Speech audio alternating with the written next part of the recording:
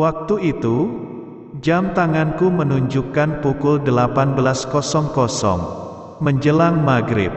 Aku bergegas pulang dari kuliah, masih menggunakan jas alma mater. Aku bersama temanku, menggunakan sepeda motor masing-masing. Temanku berkendara di depanku, aku di belakangnya. Sesampainya di depan depo Pertamina, aku harus berhenti, karena terhalang oleh truk yang akan masuk depo, sementara temanku sudah meninggalkanku.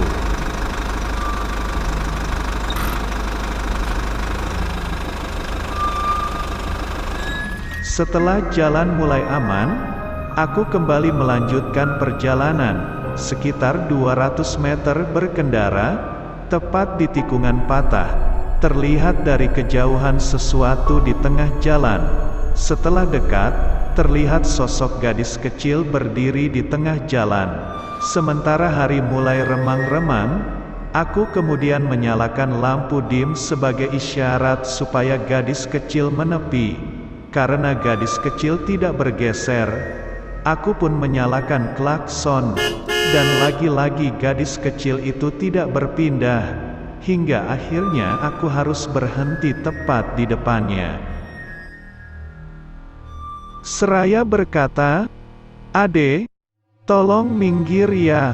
Gadis kecil itu kemudian berkata, "Om, tolong beli jualanku, dari pagi belum ada yang beli." Karena merasa kasihan, aku kemudian menyetandar motorku dan mengarahkan lampu ke arah gadis kecil itu. Perlahan aku berjalan mendekati gadis kecil dan posisi agak jongkok, sambil bertanya, "Ade, kamu jualan apa?" Gadis kecil menjawab, "Kue basah, Om." Lantas, aku bertanya lagi, "Kalau kue ini berapa harganya, Dek?" Gadis kecil itu tidak menjawab. Aku pun tersenyum dan bertanya lagi, "Dek, kue ini berapa harganya?" Dan lagi-lagi, gadis kecil itu tidak menjawab. Dia hanya menatapku dengan tatapan yang tajam. Kemudian, gadis kecil itu menjatuhkan nampannya. Aku pun kaget. Perlahan dia mendekatiku, dan dengan cepat memelukku erat. Aku mulai ketakutan, dan pelukannya semakin erat. Terasa jari-jarinya di punggungku mulai keluar kuku tajam, perlahan menancap di punggungku.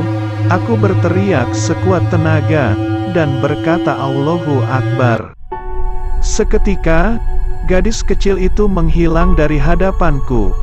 Aku pun langsung terbangun dari mimpi buruk. Sayup-sayup aku dengar di kejauhan, terdengar suara orang mengaji.